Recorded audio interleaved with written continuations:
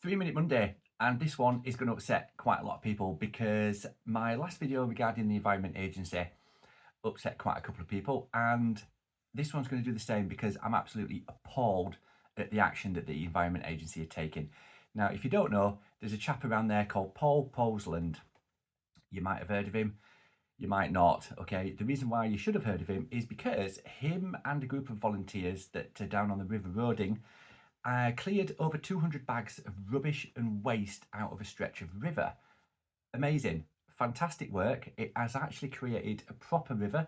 Wildlife is flooding back in, including birds, fish, which would bring all the bugs, the invertebrates, everything like that. It is now a cracking stretch of river. So why the doom and gloom? Why the bad news about the Environment Agency? Well, it turns out that Paul has been badgering the Environment Agency for a decade to actually come down, do something about that particular stretch of water. Nothing has ever been done. They're not even replied to his emails or letters, anything like that. Stonewall, no reply whatsoever. So he got together a group of volunteers and they've been actively looking after that stretch of water. And as I've said, they've removed over 200 bags of rubbish from that tiny little stretch. So what was the EA's response? They're now going to sue him for doing the cleaning work without a permit. Wow.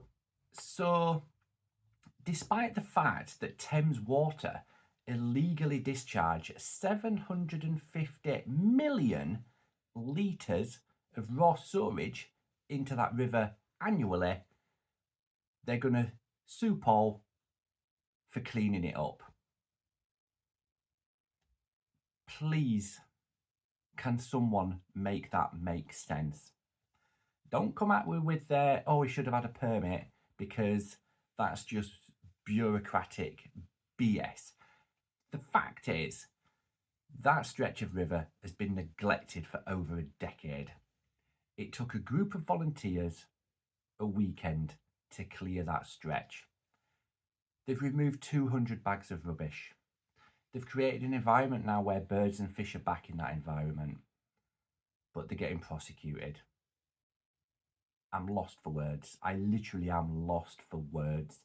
And everyone should be angered by this, not just the angling community.